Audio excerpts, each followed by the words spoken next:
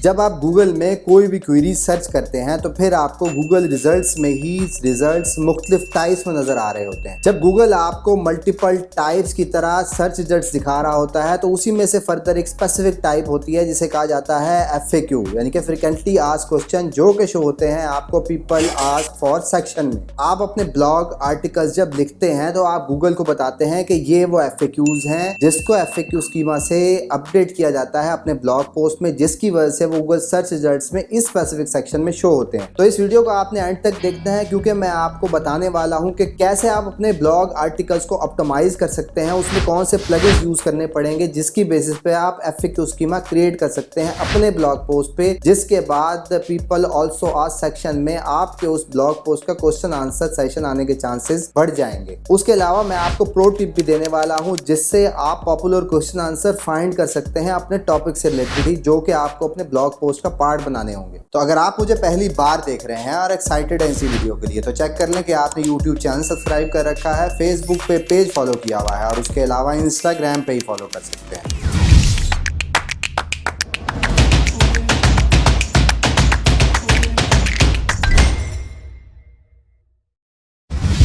जी हाँ, मैं हूं Asbar, digital marketer, project consultant and commercial blogger. FAQ section किसी भी ब्लॉग पोस्ट का मोस्ट इंपॉर्टेंट रोल है क्योंकि आप अपने कंटेंट की जो कि ब्लॉग पोस्ट में आप एक्सप्लेन कर रहे होते हैं उसकी डेप्थ इंक्रीज कर सकते हैं। वैसे तो बिजनेस वेबसाइट ज्यादातर इसको यूज करती थी जिसमें वो अपना FAQ सेक्शन बना देती थी जो कि फ्रिक्वेंटली आस्क्ड क्वेश्चंस होते हैं उनके कस्टमर्स के, वो वहां से आंसर कर रहे होते थे। तो इसी तरह आपके ब्लॉग आर्टिकल का पार्ट FAQ जरूर होना चाहिए। इससे आपके कंटेंट की एंगेजमेंट बढ़ती है, आपका यूजर एक्सपीरियंस बढ़ता है और अल्टीमेटली आपके कंटेंट की डेप्थ बढ़ती है। तो जब आप FAQ सेक्शन एलोकेट करते हैं अपनी ब्लॉग पोस्ट में और आप समझते हैं कि अगर मैं 10, 20, 50 FAQs ऐड कर देता हूं अपने ब्लॉग पोस्ट में तो उसमें सिर्फ 2 FAQs ही सर्च रिजल्ट्स में शो हो सकते हैं उस स्पेसिफिक पोस्ट के, उससे ज्यादा नहीं शो हो सकते। पर इसका मतलब ये नहीं है कि आपको सिर्फ 2 क्वेश्चन आंसर ही ऐड करने होंगे। जब आप ज्यादा FAQ ऐड करेंगे तो उससे आपके FAQ सेलेक्ट होने के चांसेस, वो 2 FAQ सिलेक्ट होने के चांसेस जो कि गूगल ने शो कराने हैं उसके चांसेस भी बढ़ जाएंगे। तो रिकमेंडेड प्रैक्टिस तो ये है कि मिनिमम 3 to 4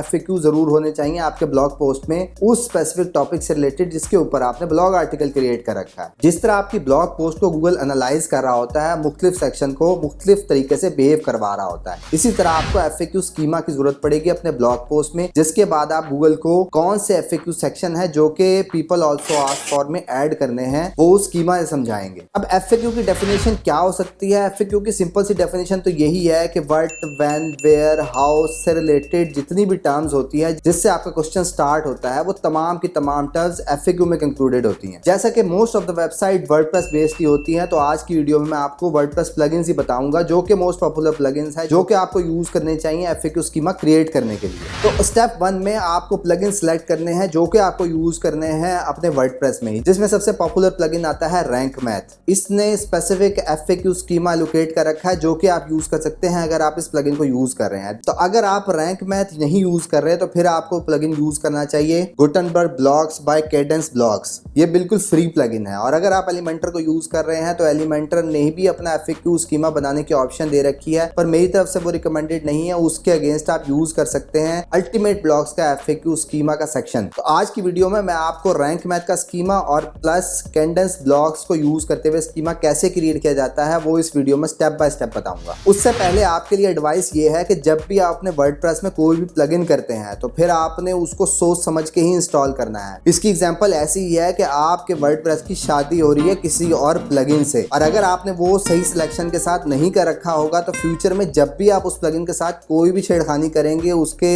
बहुत बुरे इंपैक्ट होने वाले हैं आपके वर्डप्रेस को। तो इसलिए प्लगइन की सिलेक्शन सबसे ज्यादा इंपॉर्टेंट रोल रखती है। अब चलते हैं स्टेप 2 पर जिसमें आप इन्हीं प्लगइन्स को यूज करते हुए अपना FAQ स्कीमा क्रिएट करेंगे। सबसे पहले आपने वर्डप्रेस को लॉगिन कर लेना है और ऐड न्यू पोस्ट के सेक्शन में चले जाना है और वहां पर आपको अपना टाइटल पोस्ट का क्रिएट करना है और पूरा आर्टिकल लिखने के बाद जहां आपने FAQ schema most of the section में उस आर्टिकल के एंड पे ही FAQ ऐड होते हैं तो उसमें आपने यहाँ पर क्लिक करना है, बैकस्लैश दबाएंगे और उसके बाद लिखेंगे FAQ। वहां से आपके पास FAQ स्पेसिफिक रैंक मैथ का FAQ का ऑप्शन शो शो हो जाएगा जिसको आप क्लिक करेंगे। जैसे ही आप उसको क्लिक करेंगे यहाँ आपके पास क्वेश्चन और आंसर ऐड करने की ऑप्शन आ जाएगी। जब आप 1 और 2 क्वेश्चन आंसर ऐड कर देंगे और उसके बाद नीचे प्लस के साइन को जब दबाएंगे तो इसी तरह प्लस करते करते फर्दर क्वेश्चन और आंसर ऐड करते चले जाएंगे। और सेम उसी तरह के जितने ज्यादा एफएक्यू ऐड करेंगे उतने ज्यादा हाई चांसेस होंगे आपका people also ask section win करने के लिए। और दूसरे नंबर का प्लगइन जो कि है फ्री कैडेंस ब्लॉक को हम यूज करेंगे इसी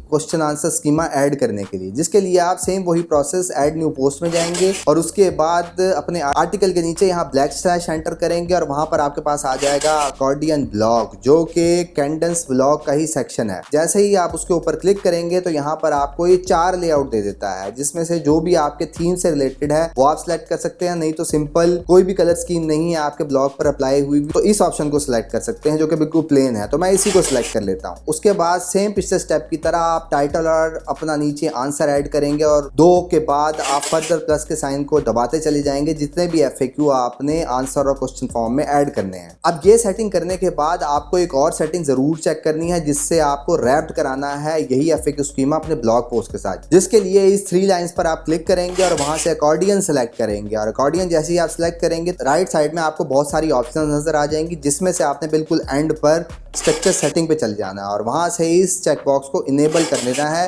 जो कि इनेबल करा देगा आपके एफएक्यू स्कीमा को। इससे ऑटो एडिट हो जाता है वही स्कीमा जो आप क्रिएट कर रहे होते हैं। यही सिंपल सा प्रोसेस है जिसको यूज करते हुए अगर आप रैंक मैथ यूज कर रहे होंगे तो रैंक मैथ का एफएक्यू स्कीमा ऐड कर देंगे और अगर आप कोई और प्लगइन यूज कर रहे हैं एसईओ का तो उसके साथ कैडेंस ब्लॉक्स का प्लगइन ऐड करके इस स्पेसिफिक सेक्शन को फॉलो करते हुए अपनी ब्लॉग पोस्ट में स्कीमा ऐड कर सकते हैं। अब लास्ट में पॉपुलर टिप आपके लिए ये है कि जो एफएक्यू आप यूज करते हैं अपने ब्लॉग पोस्ट में किसी भी टॉपिक से रिलेटेड इसको फाइंड करने का पॉपुलर मेथड क्या है जिससे आप फाइंड कर सकते हैं वही पॉपुलर एफएक्यूज जो कि आपकी नीच और आपके टॉपिक से रिलेटेड है। जिसके लिए आपको चाहिए होगा बिल्कुल फ्री एक्सटेंशन है एसईओ मिनियन, इसको आप डाउनलोड कर लेंगे। इसका बेस्ट पार्ट ये है कि आपको साइन अप करने की भी जरूरत नहीं पड़ती और आप इस प्लगइन का बेनिफिट ले सकते हैं। यह आपको हेल्प आउट करेगा ये पीपल आल्सो आस्क सेक्शन में जितने भी पॉपुलर क्वेश्चंस होते हैं इनको एक ही टाइम पर फेच करने के लिए। अभी कैसे हो सकता है वो हम आगे स्टेप्स में समझते हैं। जिस तरह आपने कोई भी कीवर्ड लिखना है जिससे रिलेटेड आपको एफएक्यूज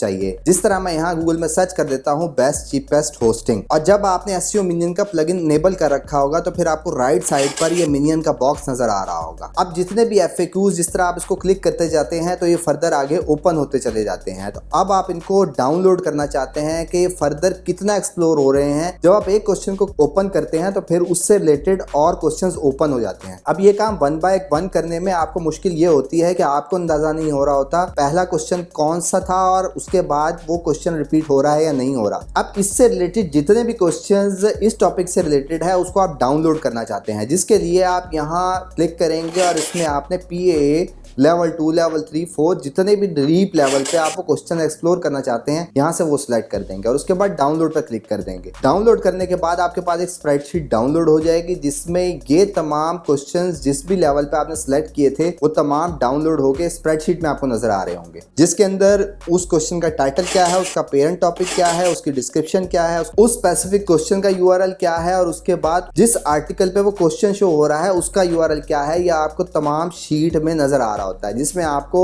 सिलेक्ट करने में आसानी हो जाती है। जिस तरह मैंने लेवल 3 को सिलेक्ट करके ये शीट डाउनलोड की थी, तो अब इसको और बेहतर तरीके से व्यू करने का एक और फीचर इसने दिया हुआ है। जब आपने एक्सेल फाइल डाउनलोड कर ली तो यहाँ व्यू PAA ट्री का बटन आपके सामने बन जाएगा। जब आप इसके ऊपर क्लिक करेंगे तो बहुत ही खूबसूरत सी एनिमेशन में आपको कौन सा मेन क्वेश्चन है उसके आगे फर्दर उसका रिलेटेड क्वेश्चन कौन सा है और अगर आपने 2 to 3 लेवल तक जा रहे हैं तो ये उसी तरह उन क्वेश्चन की रेलिवेंसी आपस में बनाते हुए उसी चीज को एक्सप्लोर कर रहा होता है, जिससे आपको ये समझने में आसानी हो जाती है कि कौन सा प्राइमरी क्वेश्चन था और उसके सेकेंडरी क्वेश्चंस क्या हैं। तो आप जिस भी टॉपिक से रिलेटेड काम कर रहे होंगे उससे रिलेटेड ही क्वेश्चंस अपने ब्लॉग पोस्ट का अपने आर्टिकल का पार्ट बनाएंगे। अब यहाँ से आपको ये आइडिया तो हो जाना चाहिए कि पॉपुलर क्वेश्चन आंसर फाइंड करने का तरीका क्या है। आप समझते हैं कि जब आप एफएक्यू फाइंड कर रहे होंगे तो उसकी लिमिटेशंस क्या हो सकती हैं, जिसके लिए गूगल ने एफएक्यू स्कीमा क्रिएट करने के लिए बहुत ही डिटेल गाइडलाइंस दे रखी है, जिसको आप ओपन करेंगे और यहाँ से जो जो काम नहीं करने हैं उसने आपको यहाँ इस सेक्शन में एक्सप्लेन कर रखे हैं, और जो काम अलाउड हैं, जो स्टैंडर्ड प्रैक्टिसेस हैं जो आपने फॉलो करनी है, वो इस ऑप्शन में आपको नजर आ जाएंगी। तो जब भी अगर आपके पास कोई भी डाउट होगा FAQ स्कीमा क्रिएट करने के लिए, तो फिर आप ये टर्म एंड कंडीशन एक दफा जरूर पढ़ेंगे। तो ये थी आज की वीडियो FAQ स्कीमा से रिलेटेड, जिसमें मैंने आपको कैसे स्कीमा लगाया जाता है और कहां से आपने आइडियाज लेने हैं स्कीमा क्रिएट करने के लिए अपने टॉपिक से रिलेटेड, और उसके बाद किन गाइडलाइंस को फॉलो करते हुए आपने क्वेश्चन आंसर सेलेक्ट करने हैं। तो अगर ये तमाम चीजें आपको अच्छी तरह समझ आ चुकी हैं तो फिर आप कमेंट में आई विल ट्राई लिखना मत भूलिएगा। उसके अलावा इन तमाम चीजों से रिलेटेड आपको कोई क्वेश्चन है या मैंने कोई चीज मिस कर दी है तो फिर कमेंट बॉक्स में अपना क्वेश्चन जरूर प्लेस करें, मैं डिटेल रिप्लाई देने की कोशिश करूंगा। और अपने दोस्तों को टैग जरूर करें जो सेम फील्ड से रिलेटेड हैं और स्ट्रगल कर रहे हैं। जाने से पहले ये जरूर चेक कर लें कि आपने यूट्यूब चैनल सब्सक्राइब कर रखा है, फेसबुक पे पेज फॉलो किया हुआ है, और उसके अलावा इंस्टाग्राम पे ही फॉलो कर सकते हैं। That's all for today, thank you very much, have a good and safe day.